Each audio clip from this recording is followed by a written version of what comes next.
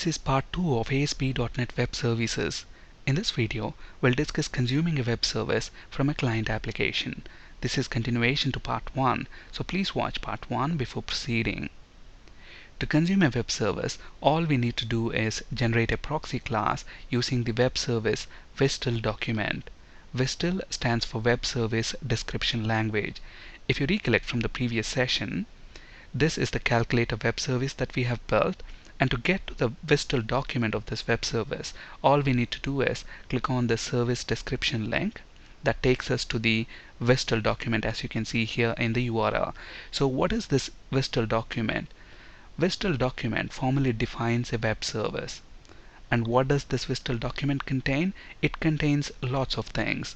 It contains list of all the methods that are exposed by a web service. If you look at the web service that we have built, it only exposes one method called add. And if you look at this WSDL document, look at that, add method is listed here.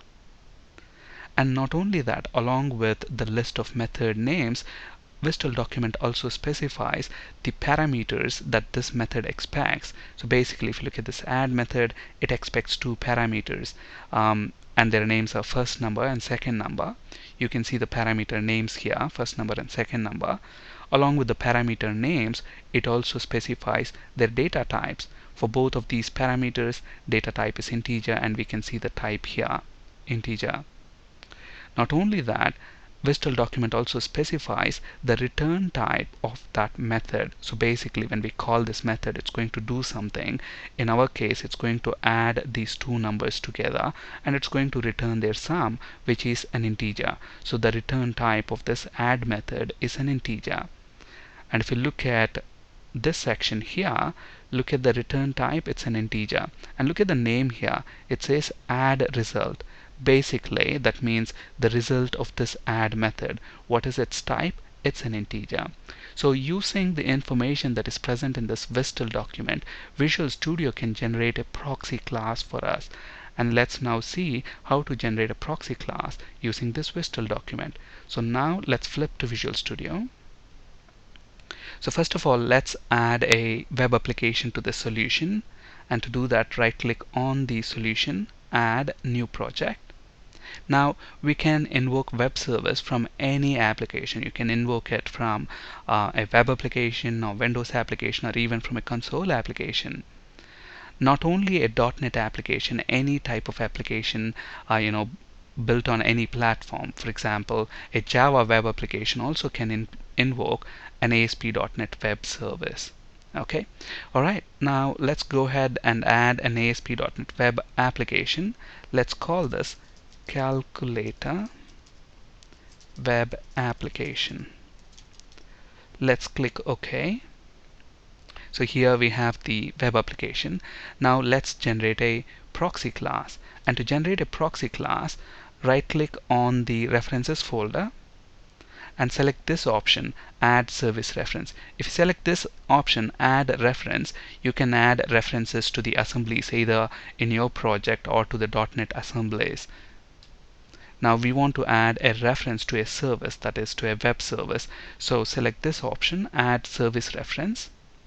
And within this window, add service reference window, we need to type the address of the WSDL document. And here we have the address of the WSDL document. So let's copy it and paste it within the address bar. And then click this Go button. Look at that, the calculator web service is detected. Now, is it mandatory to specify $WSDL? Not really. You can even get rid of that. And then when you click Go, it still discovers that. So it's not mandatory that you specify $WSDL at the end of the URL of your web service. And then if you expand this arrow and select this option here, look at that, this web service exposes one method called add. And then give a meaningful namespace for your service reference. Let's call this maybe calculator service. And then click OK. So once we click OK, what's going to happen now? Visual Studio, based on the WSDL document, it's going to generate a proxy class for us. Look at this. There's a folder called Service References, and under that we have the namespace that we have provided, which is Calculator Service. And if you want to look at the generated proxy class, click this button within the Solution Explorer which says Show All Files. And then if you click this arrow, there is references.svc map, and if you expand that, we have this reference.cs file. So if you open that file, here we have a class called Calculator Web Service SOAP Client. So this is the proxy class. And if you scroll down, look at this. This class has got this add method, and it's got two parameters, first number, second number, and their types are integers. So this is very much similar to what we have in our web service. Now the client application, that is our web application, is going to communicate with this proxy class, and then that proxy class is going to invoke the web service method. So let's now add a web form to this web application. Let's click Add, and then within this web form, let's create a table, and let's set the style attribute.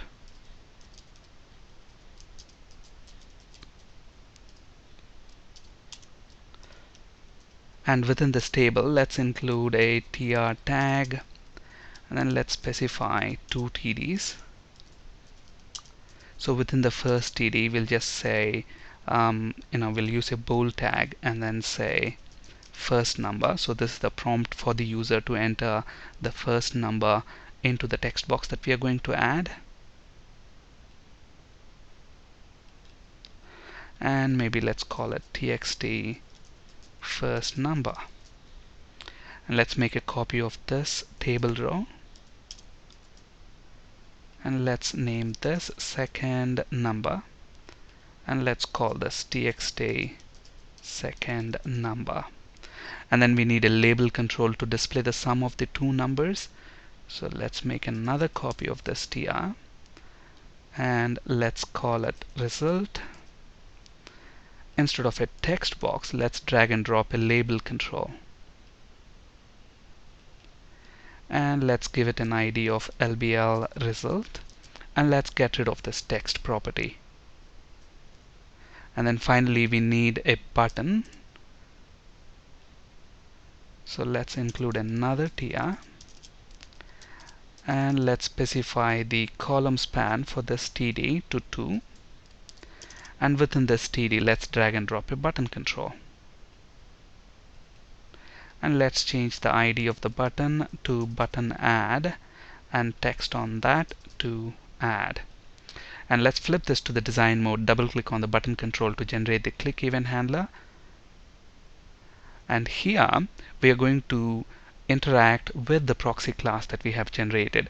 And if you remember, the name of the proxy class is Calculator Web Service SOAP Client. So let's go ahead and create an instance of this class. And if you remember, this class is present in Calculator Service namespace.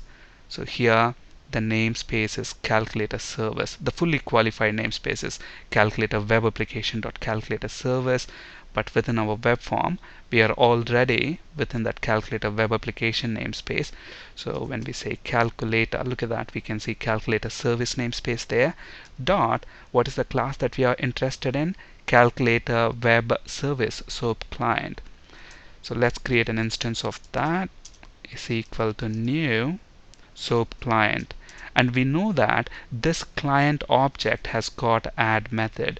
So we are going to invoke the add method of the proxy class, and look at that, it expects two parameters to be passed. So where are we going to get the first number and second number from? From the web form user interface elements. So we have the text box called txt first number, use the text property, but we need to convert that to an integer. So let's use the convert class and convert it to integer. In a similar fashion, let's also retrieve the second number from the other text box. So the other text box is txt second number. Now obviously when we call this method, what is this going to do? This is going to call the web service add method, and then it's going to add those two numbers and we are going to get the sum back. So let's store that result in a variable of type integer and let's call it result. Finally, let's go ahead and display that result within the label control. So result.toString. Alright, now let's actually run this and see if it works as expected. So now if I press Ctrl F5, web services demo is actually set as the startup project. So in order for us to run this web form as the startup page, first we need to set this project as our startup project and then set this web form as the startup page. Okay, or you can simply right click on the page and select this option, view in browser. Okay, so it's asking for the first number and second number. Let's say 10, 20 and click add. Look at that, 30 is displayed. Now if you look at the web application itself, we don't have the logic of adding two numbers here. Where is the addition done? That is done by the web service. Now if you recollect from the previous video session, we access web services using HTTP protocol, and the messages with web services are exchanged in SOAP format. But are we sending a SOAP message to the web service? No. So who is doing that conversion for us? So if you recollect from the previous session, so if you go back to the web service, when we click on add, look at that, we have here a SOAP request and response messages. This is how a request must be sent for a web service method, but we are not doing that here. So who is converting this method call into a SOAP request message to the web service? That's being done for us by this proxy class, this calculator web service SOAP client. So basically, when this application, that is the .NET client application, invokes the add method of the proxy class, this proxy class is going to take these .NET types, the integers, and then it's going to prepare a SOAP request message for us, and then it's going to automatically call the web service method. The web service will then execute that method, adds those two numbers together, and then it's going to send a SOAP response back to the proxy class, not directly to the client application. The proxy class is then going to deserialize that SOAP message back into .NET integer type and then hands it to the .NET application, which is in our case displaying that number within the label control. Okay, so basically the process of serialization, that is converting .NET's types to a SOAP request message, and then once that response is received from the web service, converting that SOAP response back into .NET types, that is deserialization, again is done by the proxy class. Okay, so all the hard work is done by the proxy class. We consume the web service just like we would any other class in a class library. So it's no different. All the hard work here is done by the proxy class for us. So it's that simple. Even if you have a Windows application, it's very much similar. You will have references folder within Windows application. You simply right click on that and select add service reference, and you invoke the web service in a similar fashion. Alright. Now, in an interview, the interviewer may ask you the following questions related to consuming a web service. He may ask you, what is WSDL and what is its purpose? How is a proxy class generated? What is the use of proxy class? What actually happens when a web service reference is added? The answer for all these questions is present in these two paragraphs. So basically, Visual Studio generates a proxy class using the WSDL document. WSDL stands for Web Service Description Language. WSDL document formally defines a web service. And what does this WSDL document contains? It contains the list of all methods that are exposed by the web service, the parameters and their types, and the return types of the method. We have in fact inspected the WSDL document as well. This information is then used by Visual Studio to create the proxy class. The client application calls the proxy class method. The proxy class will then serialize the parameters, that is the .NET types, and then prepares a SOAP request message and sends it to the web service. The web service executes the method and then it returns a SOAP response message back to the proxy class. The proxy class will then take the responsibility of deserializing that SOAP response message and then handing it back to the client application, that is in our case the ASP.NET Web application. So we don't have to manually serialize or deserialize .NET CLR objects to and from SOAP format. All this hard work is taken care of by the proxy class. So the serialization and deserialization is done by the proxy class, and it makes the life of developer much easier. Alright, that's it for today. Thank you for listening. Have a great day.